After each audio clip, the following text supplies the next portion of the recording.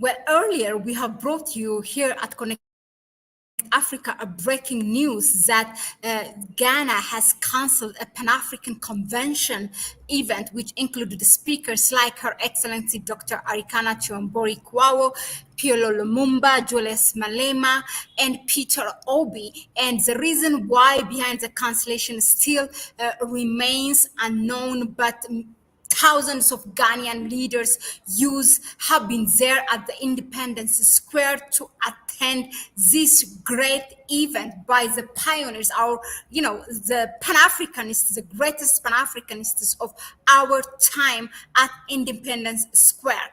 However, the Ghanaian government led by Nana Akufo-Addo has chose to cancel the event just hours before the event, and has sent also a police to intervene to put a blockade and denying the use or the people, the patrons who came to attend this from attending this. So the Ghanaian government may have opted to silence these people and not for the message not to be spread, because the topic for this convention was democracy and development, to address all the challenges, all the issues that Africa had, and to be addressed by these great Pan-African leaders. So the Ghanaian government may have thought that the government has tried to mute them, but guess what? The speakers are not keeping silent. They are refusing to be muted, and they are speaking. They have just held a press conference, and I will just, in a minute, we will go to that live press conference, and I will let you to listen to it. It's like a 1 hour length, but really worthy to listen, by Professor Lumumba and also Her Excellency Dr. Arikana, by the organizer. We will also know finally who really, although we know the organization, I have told you earlier, the New Africa Foundation, but we don't know who it was. So let's just go into it, and we will come back again.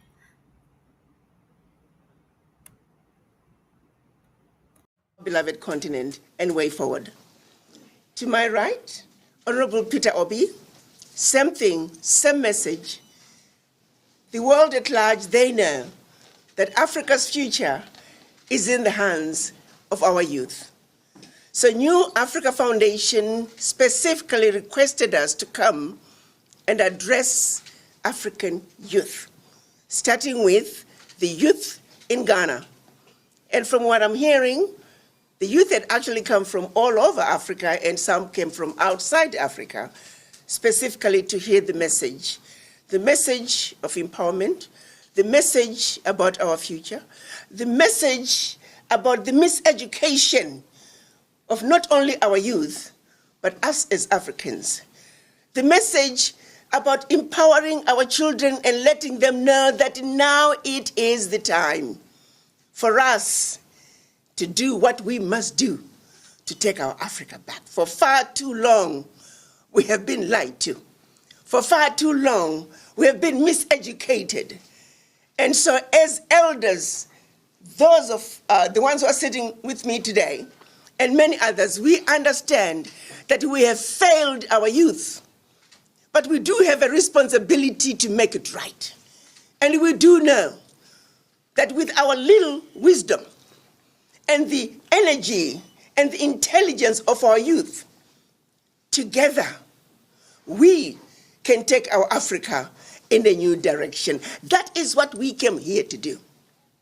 And that is what New Africa Foundation has asked us to do. We do know that our leaders cannot lead us on their own. They need all of us. So the message that we were going to deliver to our youth today was the message of hope, the message of resilience, and the message that says the Africa we want can only be built by us for us. And for us to succeed at doing so, we must be united. That the African youth are Africa's future. Without them, there is no future for Africa. And as elders, we have a responsibility to share with them the truth and nothing but the truth. That is the message that we came here to deliver. That is what New Africa Foundation had requested us to do. We may not be at the convention center, but we intend to continue to preach the gospel of truth until we reach the promised land. I have no doubt in my mind that we will get there, because Africa, the Africans, the people I like to describe as the beautiful, intelligent, sophisticated, highly adaptable, and totally indestructible human beings, the mothers and fathers of humanity, we will get to the promised land. Woo! And that's why we're here. Thank you. Thank you, Mama Africa, Dr. Arikana, for leading the way. The most objective, fearless, and decisive mother we have known in Africa. Before we get to Prof, I'd like to go to your right. Prof, right? Okay, let's have Prof respond to this, and then we can move to your right. Professor Ayele. Thank you very much. My good sister, Dr. Arikana, has spoken for me, and I believe for all of us. We came here to Accra, Ghana, to share our message. It's the message of hope. It's the message that Africa needs at this time. And there is no better place in the continent of Africa to begin that message than Accra, Ghana. It is in this Accra, Ghana that the Osagie for Kwame Nkrumah, almost 67 years ago, spoke to the world and told the world that the independence of Ghana meant nothing if the continent of Africa was not free. 67 years later, we were congregating here in Accra in the very same place where the founding fathers and mothers of Ghana congregated to share the message of hope. Invited as we were by the New Africa Foundation, with one single instruction that we have lamented for too long, agonized for too long, and the time is now to organize. That is the innocent message that we came here to deliver. And in a manner totally inexplicable to us, we are not at that venue. But is it not the wise to say, when the world serves you a lemon, ask not for an orange, make yourself lemonade? We are here, therefore, to say that the message will be alive and well. And you who are here, young and old, you are the conduit via which we are now telling the world that the journey of hope continues apace, not only within the continent of Africa, which is the mother continent, but to Africans in the diaspora. I have no doubt in my mind that there is a conspiracy of sorts by the elements that it should happen the way it has happened. So this is not an occasion for lamentation. It is an occasion for redoubling our efforts and our presence here in Accra, Ghana. My good friend, Honorable Obi, my dear sister, Dr. Arikana Chihombri Kwao. This is the occasion for which the English word serendipity was created. It is a serendipitous occasion that heralds a great future for the continent of Africa. So that looking forward, a meeting such as this will happen not only here in Accra, Ghana, but I look forward to a meeting such as this taking place in Ouagadougou, in Burkina, taking place in Dakar, in Senegal, in Nairobi, in Kenya, in Johannesburg, in South Africa, Addis Ababa, Ethiopia, because this is about the continent of Africa. And we say this at a time when we know that Africa has promised to herself that we are going to make more intimate our interaction. This is why the Africa Continental Free Trade Area is headquartered here in Accra, Ghana. This Accra, Ghana is where all Africans of goodwill pay homage, because out of this Accra, Ghana, there was a great son, the Osagyefo Kwame Nkrumah. Shall be well with Accra, Ghana.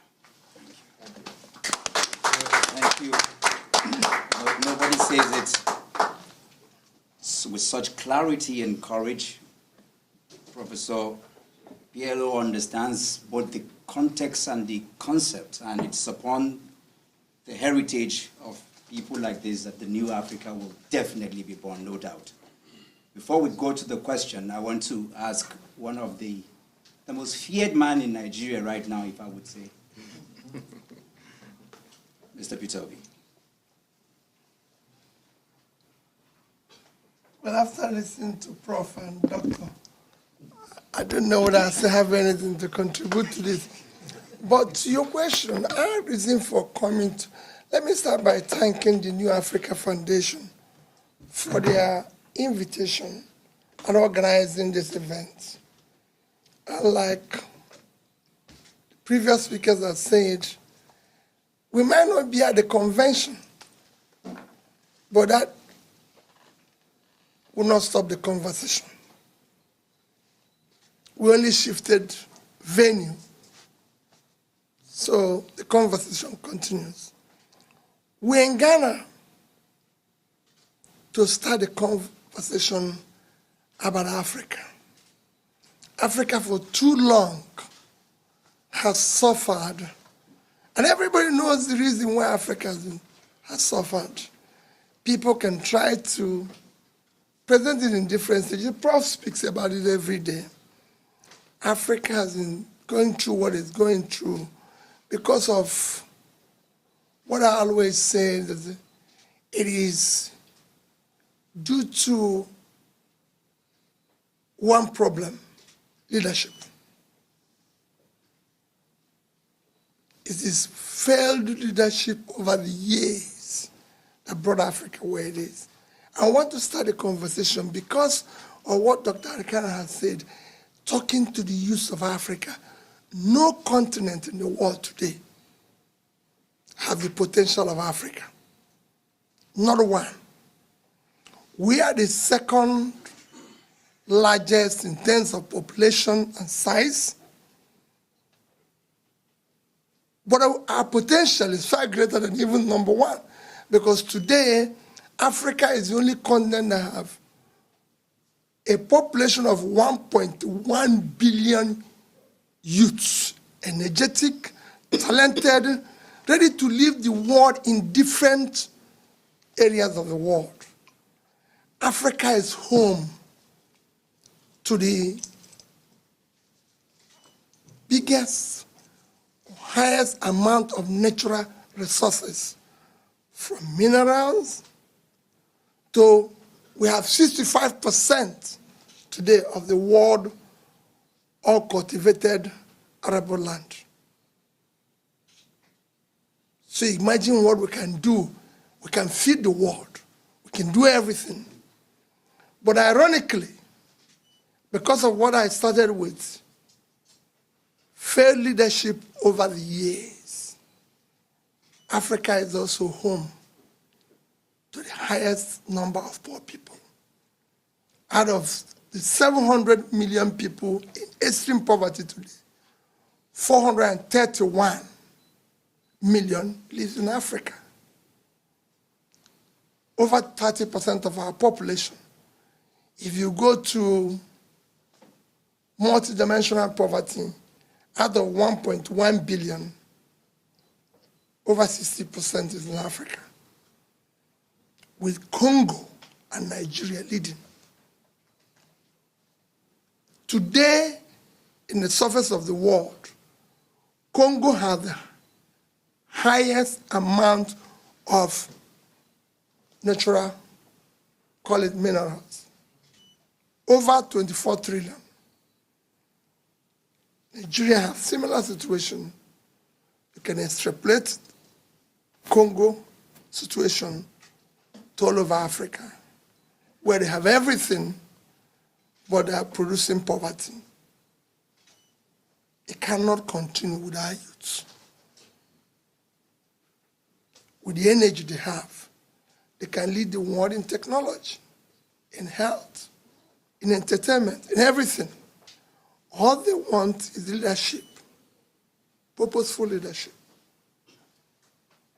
Africa has what is, look at its wealth, resources, shamelessly stolen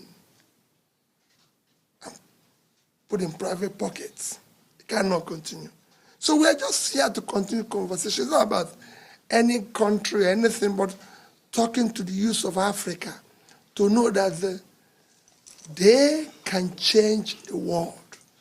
They can change the way things are in Africa. Africa should not be a continent where people come to beg or plead for aid. We should be contributing to aid of other people with the resources we have. And that's what Africa should be. Their own Africa should be. That's all the conversation is all about. It's about the future of Africa. Thank you. Thank you. Thank you. Thank you so much, Mr. Peter Obi. And I dare say that the peace, in quote, that is enjoyed in Nigeria today, negative or positive, he's responsible for it.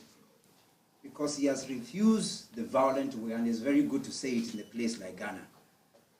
And some of us took to the streets. We were willing to bring Nigeria to our knees so that we can rise up again. But he seems to have an ideology, and in the little time I spent with him, I could understand that. America and Europe are all built on genocide. They just wipe out the people and took. So Africa is shaping a completely new definition and dimension. Nigeria speaks 600 languages.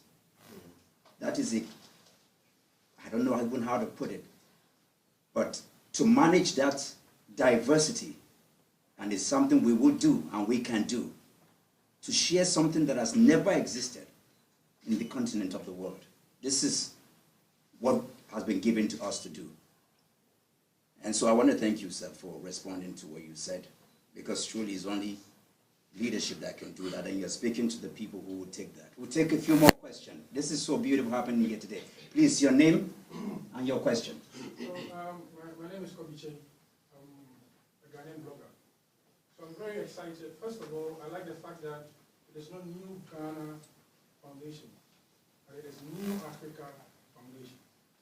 Now, one of our major problems we have in Africa is the illiteracy rate and the mindset of the people. As leaders, how are we going to consciously change the mindset of the people to receive the change that we all demand for? And also make sure that education will be able to go down to every African child, so that as they grow up, their mindset for change will be able to grab the knowledge that everybody who wants power wants to appeal to.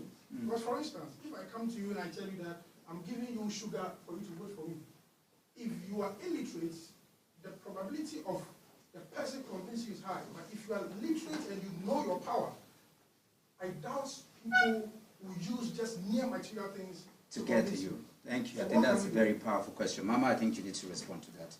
Yes, that's a very interesting question. And I need you guys to pay attention to what I'm getting ready to say. You raised a very important issue that you said, being literate or illiterate. But I'll tell you, our issues as Africans today are issues of the mind. The most dangerous African of today is an African who is colonized, educated or not. Coming from Zimbabwe, I can honestly tell you that the people who are moving Zimbabwe in terms of the awakening are the villagers. They seem to have a better understanding of what is really going on and are less likely to be sold, are less likely to sell their souls. And you must look at the people around you.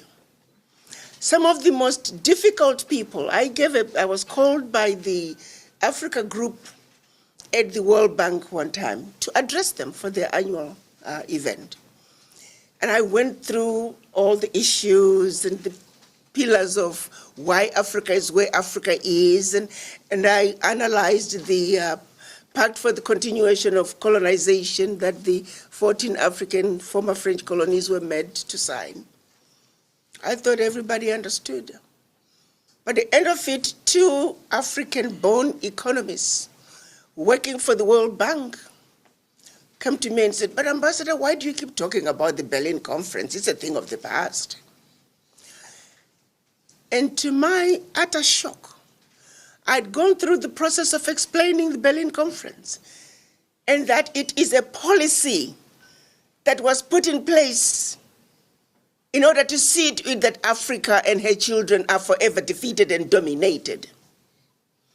And that as long as we have a country called Togo, as long as we have a country called Burkina Faso, as long as we have a country called Malawi, we are defeated. Intentionally so. So these 2 economists working for the World Bank are the same ones now that are being used as instruments of our own self-destruction. They're the ones that are being sent to Africa to sell policies that are detrimental to Africa's progress. So the question then becomes, what is our education doing for us? And it goes back to the miseducation.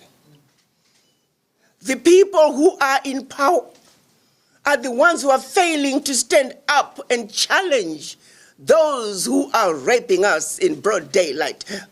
Pardon my choice of words. I was once asked by one African, "Ambassador, let's try to be nice to these Westerners. Let's not be too direct as we challenge them." And I did ask this brother of mine, I said, "My brother, help me out. How do I tell a man who is raping me to rape me nicely?" I said, "Help me with the language." And this was an educated professor who is advising me to be nice. How long am I going to continue to be nice? Those are the educated people who are sitting in the boardrooms and they choose to be mute.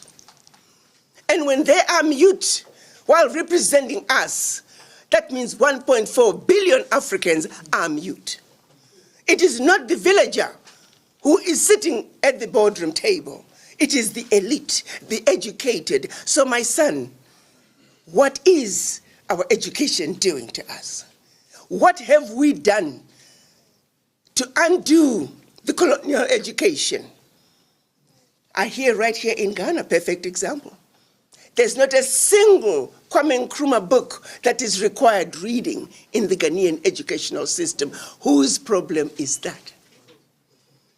Most African countries, our educational system is still the colonial educational system. So what do you expect from the leaders that we have today if their education remains colonized? So may I say, the most dangerous person for Africa today is a colonized African. And we must challenge each and every one of us to have a serious conversation with the image in the mirror. Are you colonized? Where do you stand when it comes to the issues to do with Africa?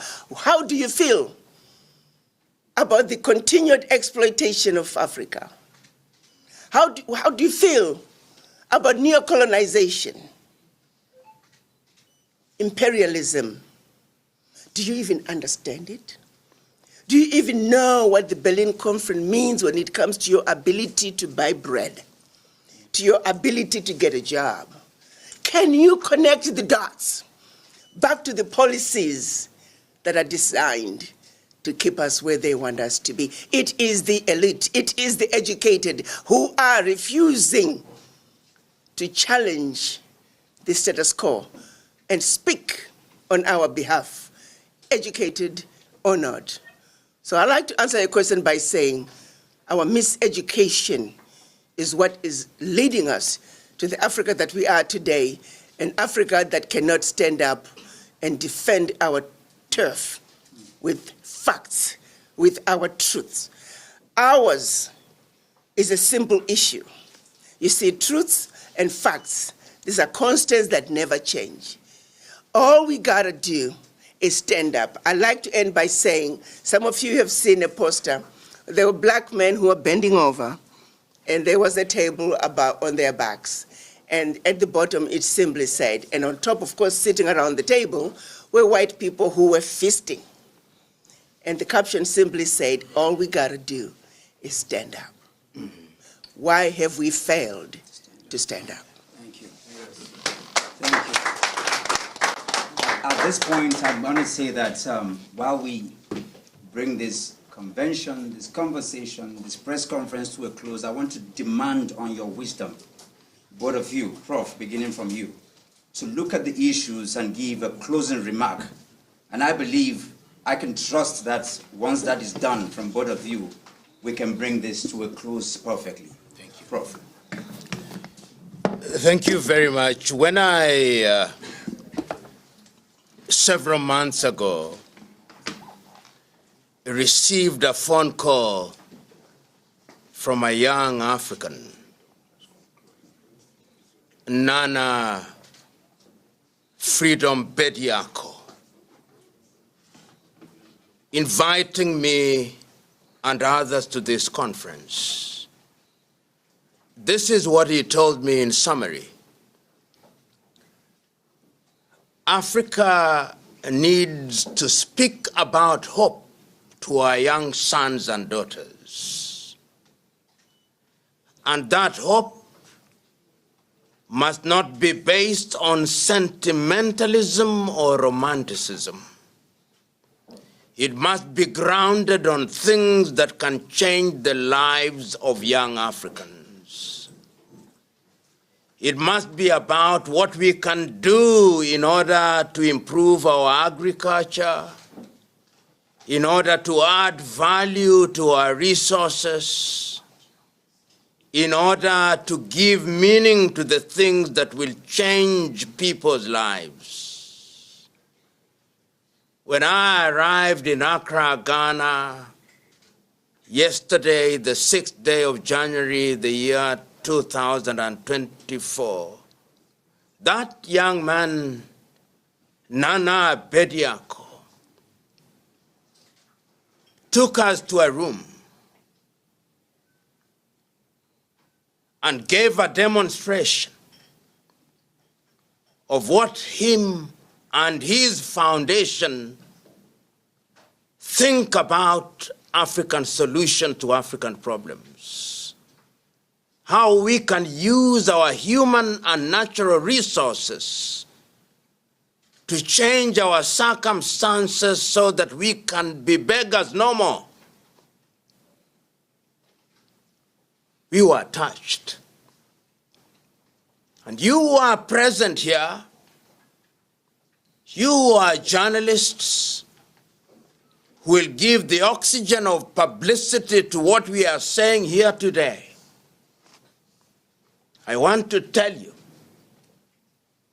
that Africa will only change, and change for the better, when our young men and women embrace that spirit, the spirit of personal sacrifice for the general good. It is not a journey for the faint-hearted. In that journey, you will have many hurdles. But when you face a hurdle, use it as a ladder. In that journey, you will cross many rivers. And when you cross one river, there'll be many more rivers to cross. In that journey, you may climb and will climb many mountains. And when you climb one mountain, there'll be more mountains to be climbed. And when I ask that young man, Nana Beyecha, why new dawn? He says there have been many dawns, but this is a new one, with a new meaning and a new resolve. We'll begin to leave Accra, Ghana physically, but Accra, Ghana is our true emotional and intellectual north for Pan-Africanism. We'll come here again and again.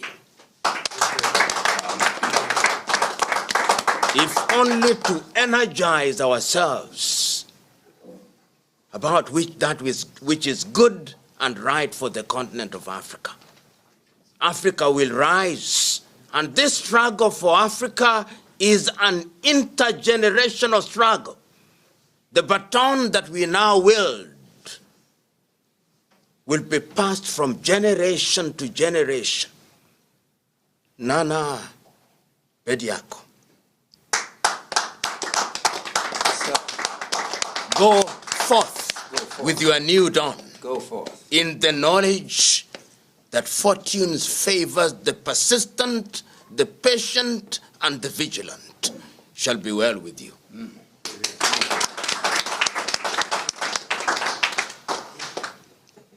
Let's take it to Mr. Peter Obi as he gives his closing remark on this.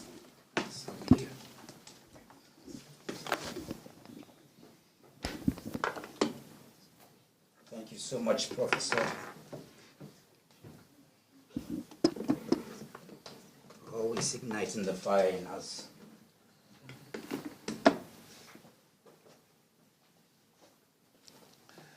And I'll join Prof in encouraging you to persevere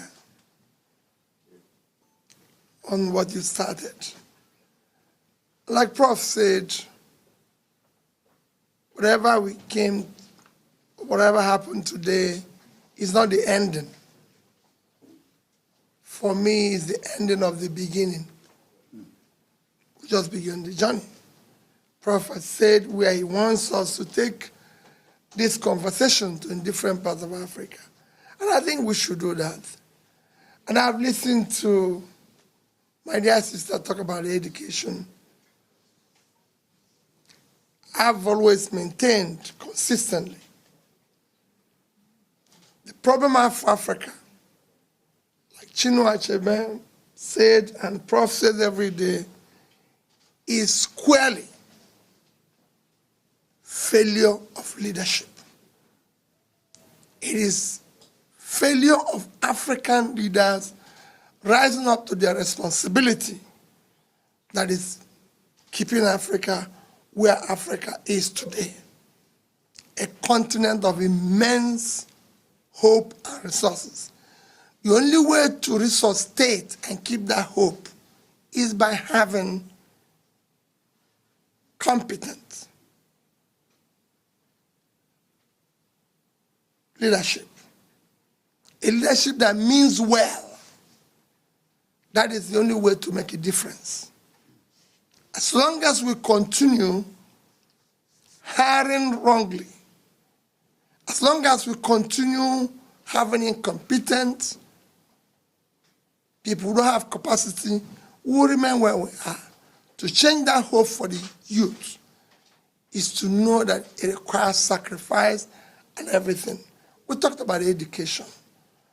Yes, I agree with my dear sister that on issue of a colonized,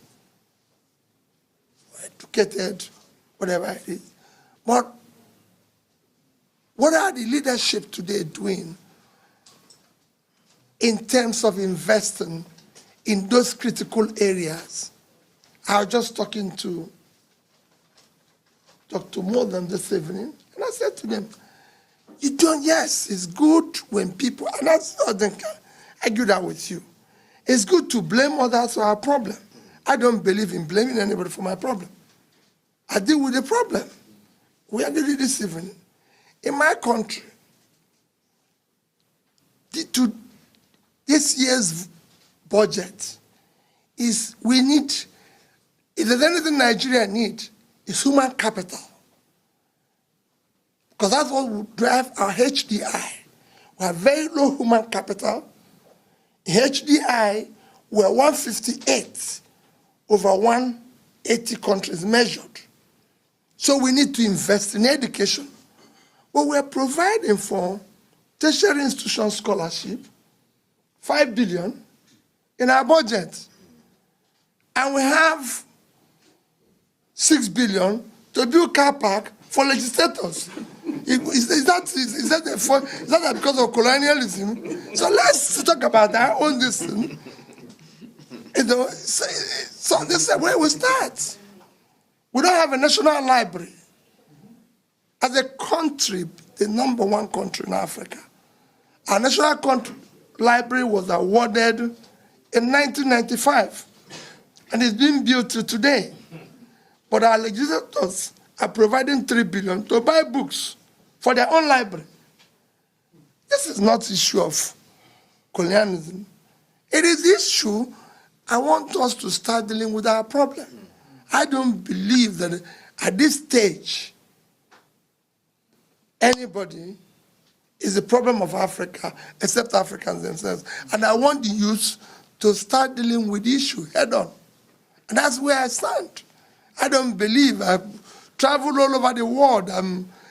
By infinite mercies of God, I've been, with my own background as a trader, passed through certain schools where I claim not being a professor, not being a doctor, but I claim to be an alumnus of some good schools. And I said to them, I don't believe there's any white man, there's any yellow man, there's any red man who is more intelligent than I am, or any African is. We are children, we can compete. Africans can compete with anybody and do better. But we need this fair leadership to give way so that we can start facing the world on the same terms. Thank you. Thank you. Thank you so much. Thank you. Thank you. I think there's such a balance to the context of conversation tonight, if you agree with me. Mr. Peter, thank you so much one more time.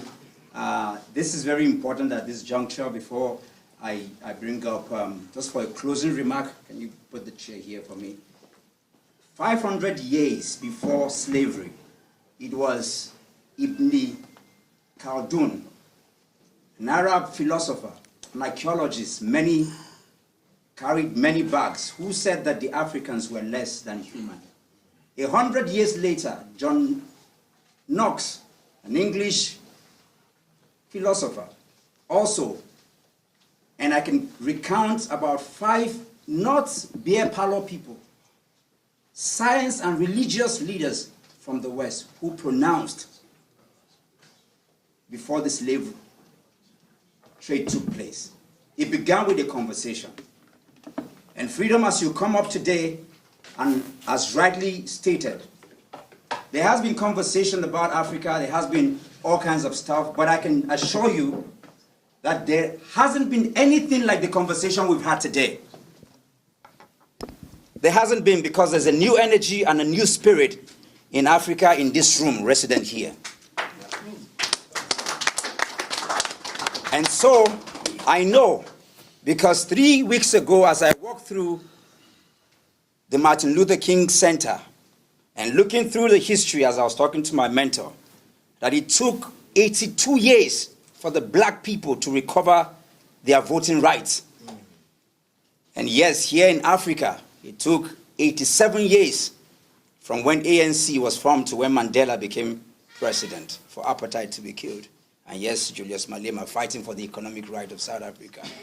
Africa, with this foundation and with you, freedom, we shall see a new Africa. Come on, put your hands together for freedom.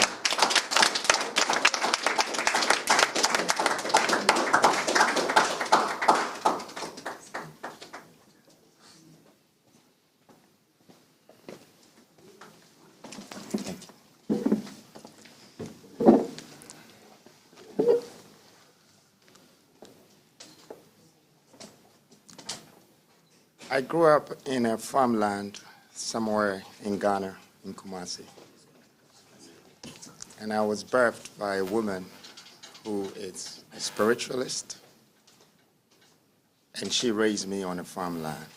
But she raised me with the fear of the Lord. And she gave me a capital. The capital was the advice she gave me. She said, son, learn how to give to the world, and the world will always come embracing you. I took those words with me.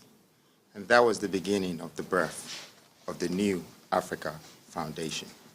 That wasn't the name then, but we were givers. So we have been givers for 3 decades.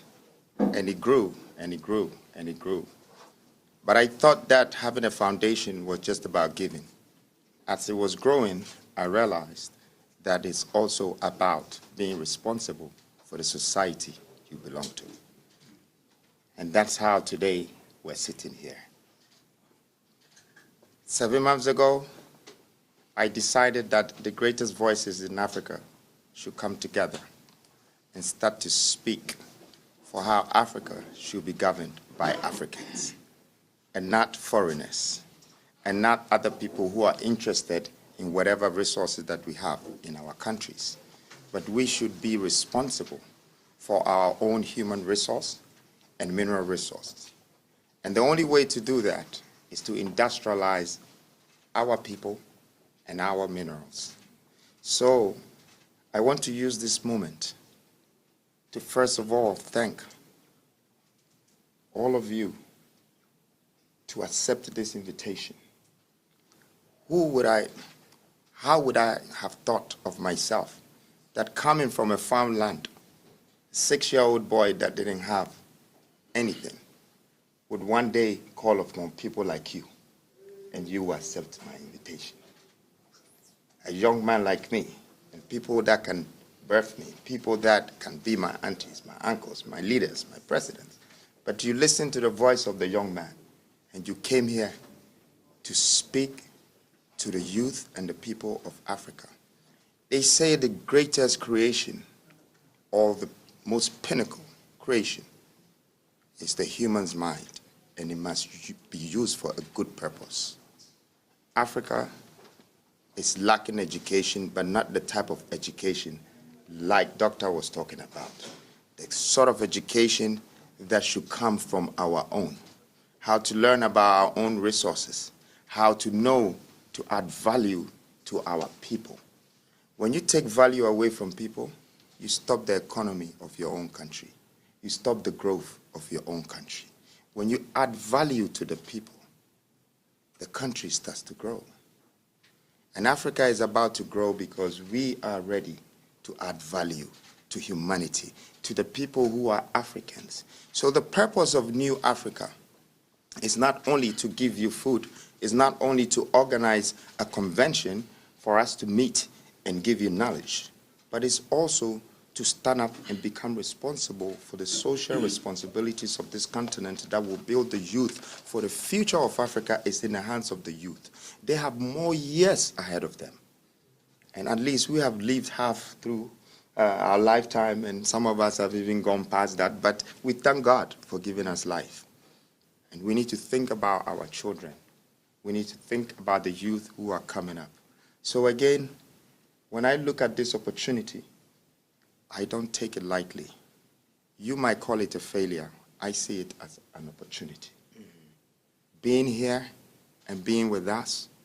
These 4 different leaders from 4 different sides of Africa coming to Ghana makes me feel that this is the headquarters of Africa. People have value for Ghana. They have value for Accra. When I was growing up, one of my favorite mentors was Kwame Nkrumah. And I had to find out the true story about him. His mother used to cross a river to go to the farm. And one day, in the river, his mother had stepped on a fish. And he pointed the fish and said, "Mama, you're standing on a fish." So the mother dipped her hand in the water, picked the fish, and they said that was illegal according to the tradition of the Nzimas. So they took the fish and Kwame Nkrumah to the palace. And the chief, the king, said, "Who found the fish?" And the woman said, "My son." And the king said to the woman, "Cook the fish for your son to eat." Now, the point that I'm trying to make is that Kwame Nkrumah was ordained. He was already ordained, and we couldn't change that. Patrice Lumumba is ordained. Dr. Arikana is ordained. Peter Obi is ordained. We need to start to respect ordination. Our leaders are ordained for a reason. Who would have thought that kid at the back of the woman one day will have the whole world talking about him, about the changes that he wanted to bring in Africa? The leaders of Africa, I would like to use this moment to urge that please look into your youth. You have the Nkrumahs in there. You have the Marcus Garveys in there. You have the Martin Luthers in there. You have great leaders in the youth. Give them the chance. Let them just help. Let them add value to the people. Let them support us. Let's support ourselves. Let's build ourselves again. And on this note, I would like to say sorry to those that couldn't participate with us in the convention. But right here, I am seeing the convention. This is the convention. This is the birth of the convention. This is the convention. So I would say that we probably would choose another African country one of these days and still spread the word of the convention. Because today marks a constitutional day in our country, and I believe that New Africa is born again here, and the convention has sparked from here. So I would like to encourage all of you to believe in this convention that the voices of Africa is being ignited for the right reasons. And thank you very much. Thank you. Thank you. Yes, Mama. Okay.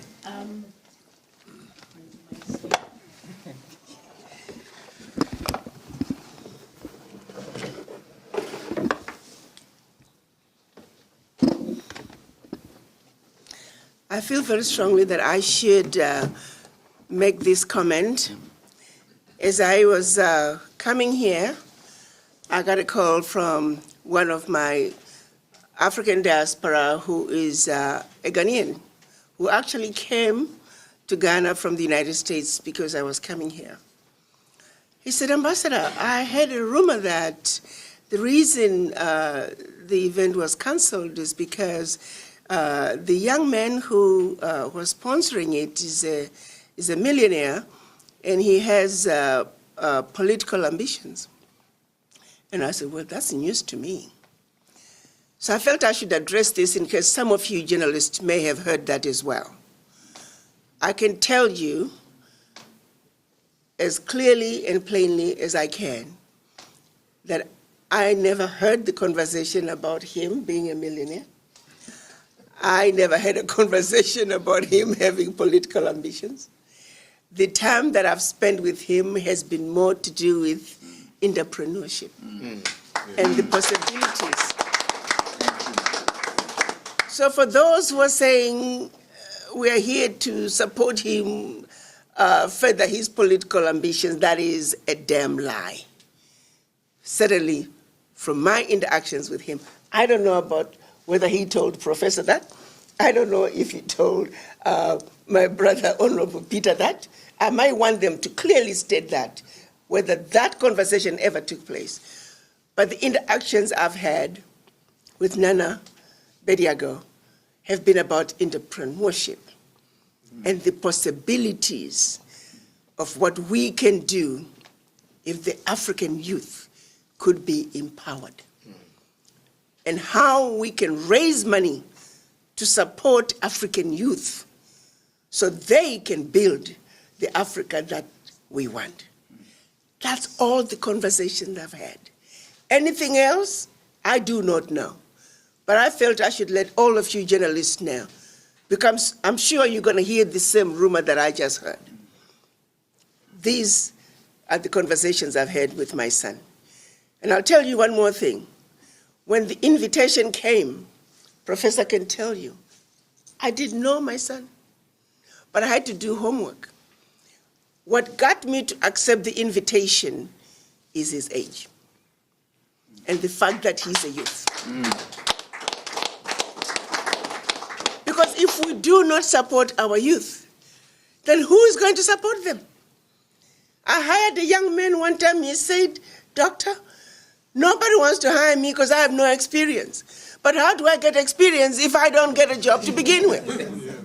I said, "Son, you're hired." I accepted an invitation from Nana, not because I knew him, but because of his age and the amazing things that he's doing at such a young age. It is that plain and simple. Anything else is a lie. I just wanted to clear that up. I think I'll join in what she said. You're very correct. It is about her entrepreneurship. I met him again on the 4th, because Prof who invited me, and I got a call from him, and he said he's around somewhere in Lagos. Can he come and visit me? I said, no, I'll come and visit you. And he was saying about age. He said, since you're thinking about this, I'll come and visit you. And surprisingly, on arrival in Accra today, a young lady came along and said, I work with the youth and entrepreneurship, and I want you to talk or help talk about entrepreneurship. I said, we are coming to Ghana to talk about entrepreneurship. And you just asked me a question. How do we spark entrepreneurship among the youth in Africa? I say, fight one thing, corruption. And you look at me. I say, corruption kills 3 things that makes a society. It kills entrepreneurship. Nobody thinks in a corrupt country because there's easy money to make, but still. It kills professionalism. So you don't have professors doing research any longer because people are stealing public money, and it kills hard work. So fight it, and you spark entrepreneurship. So it is about entrepreneurship. But let me add, there's nothing wrong if you have an ambition. Thank you. I'd like to say something. I was the trader. I was a banker.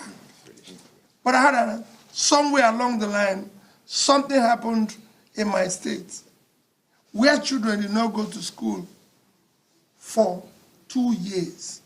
And I asked myself, why should I be making money when there's no future for these children? And that's where I'm in Nigeria today. I'm not desperate to be president of Nigeria. I'm desperate to see a Nigeria that works for the future of my children, for the future of the children of Nigeria. I'm desperate to see how we can pull millions of people out of poverty in a country, God bless, with everything. We have vast, uncultivated land in Nigeria, and people are hungry. To just close and give you an example of what we are suffering in our country. A country like Netherlands, in 1 year, did export of $120 billion export of agricultural products. Netherlands without water, with water, is 43,000 square kilometers. Without water, it's 33. one state in Nigeria is more arable than Netherlands, and that state has 76.3 thousand square kilometers of land. So it's 2.5 times Netherlands. That state is occupied by criminals today. Because that state cannot generate 1% of what the land can do with agriculture. And they have 2.5 times the size of their land, just one state. It cannot continue. Thank you. We must change it. Thank you. Thank you very much. Ambition, Thank you. I can't agree more. Thank you. Nobody should ever apologize for their desire to serve their people. Thank you. Thank you. A mother's wisdom would always set the stage, but the courage from Mr. Peter Obi today has also, what could have been better than this conversation anywhere? Yeah. This is the conversation. This is the conversation. It couldn't have been better. Thank God it was cancelled. Thank God we're having it here. And we'll look back many years and we'll be able to say, thank God the conversation happened. I want to ask you to just, because this is also very tactical and very good in time and history, just a remark in response before we take this to a close. If you think this is beautiful, put your hands together, come on. I think these responses are just completely out of the box from Dr. Arikana and Mr. Peter Obi. I mean, this is just unbelievable, but this is the conversation. Wisdom. Thank you very much. In 21 years of my life, I have been serving a nation, working so hard just to become an example of what wealth looks like. And building wealth comes from knowledge, comes from wisdom, comes from understanding. You need to get this value from your own surroundings. I grew up partly in Ghana, partly in England, and I came back to Africa. 2001. Unlike Martin Luther, I did not have a dream. I had a vision. I started watching the youth and the streets and the roads, the rules and the regulations, the conditions and the constitutions that is stipulated and embedded on us as Africans. I had to walk on a different path, and I was alone. My investment on the roads became a landmark. And whatever I invested on this landmark is a footprint. I am here for a legacy. I am part of your historians. That I know many people want to see the true side of me. I know you know Nana Kwame Beyecha, but I know you're still looking for freedom, Jacob Caesar. Yes, I am re-christened and I'm here. I'm not here to take your value. I'm here to add value to you.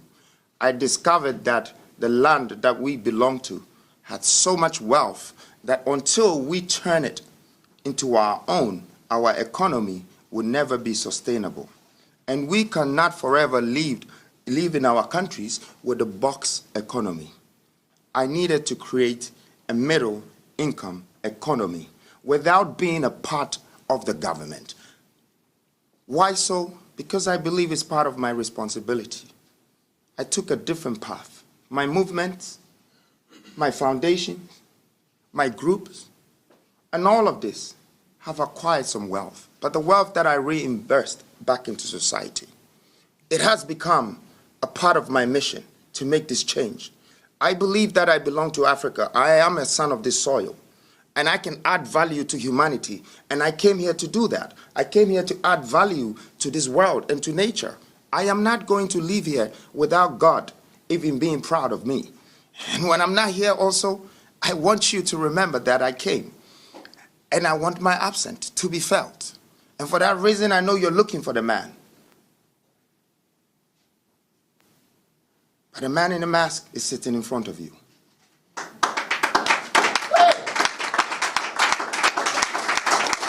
up? What's up? Thank you. I am nothing to be scared of. I came to you as your salvation. I don't invest in myself alone. I am investing in you. And truly, his innocent leaders sitting beside me, of course I will not go to them and tell them that, hey, I am a man in a mask and I want you to come to Ghana to support me to do this and this. And this man of this dignity and this woman with such power will say, yes, I'm going to follow you to come to Ghana to do your convention and all of that. No. It is part of the movement. We need to educate. We need to uplift our children. We need to voice out to them. If you are about to find out about this man in the mask, because I never spoke a word, you were looking for me. I didn't tell you whether I am into politics, whether I am an evangelist, whether I am a conventionist or a revolutionist. After this day, you will have to wait for me to share my policies and my visions with you. And if I'm the reason why the country or the government is not happy about these great voices coming to educate not only Ghana, but also Africa, then I'll take this moment to sacrifice myself, to unveil myself, because I have much respect for these great leaders beside me.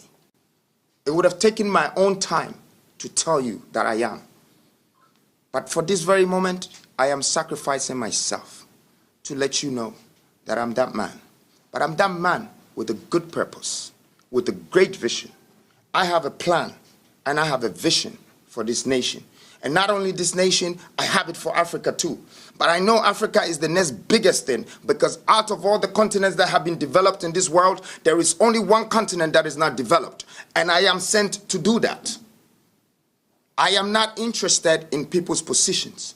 I am not interested in presidential positions. I am interested in the regions and the humans. I am interested in the countries. I am interested in the continent.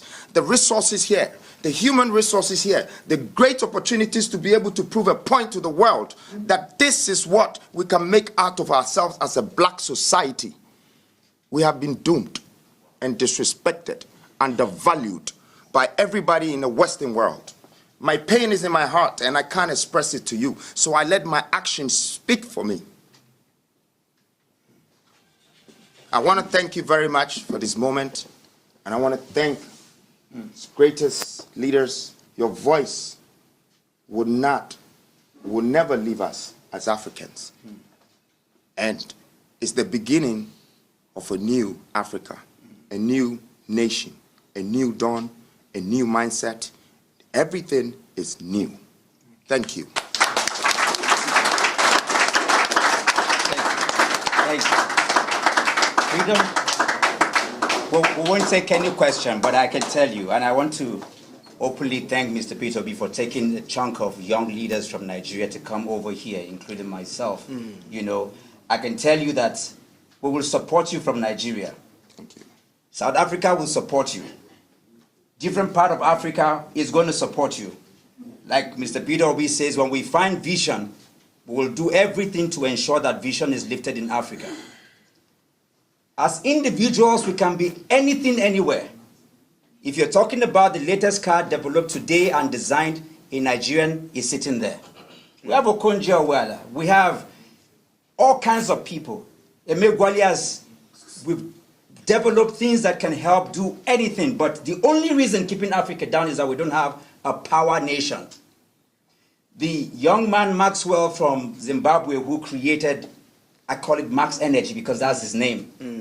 They sent scientists from Europe. They came and validated, yet it's almost, England is what it is because of our scientists. Israel is what it is because of our scientists. Same with America. On the strength of this man's invention, Africa should be on, but on whose shoulder? Because Nigeria is groveling. There is no power nation on which these individuals are going to sit. I want to say to you, mentors, that we see as young people, I'm standing by him to say, we see that very clearly. We own the vision. And upon this foundation, Africa will be built. Thank you. Rise to your feet.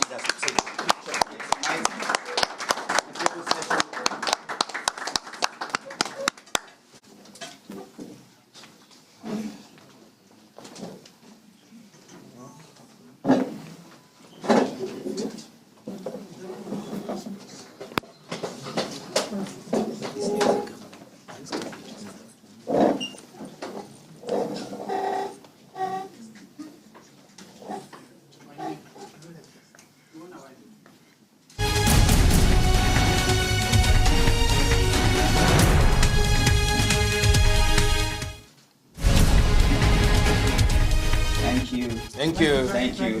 Thank you. Thank you. Such a great conference, a powerful speech by all the speakers, including the organizers. Really, really a moving one, you know.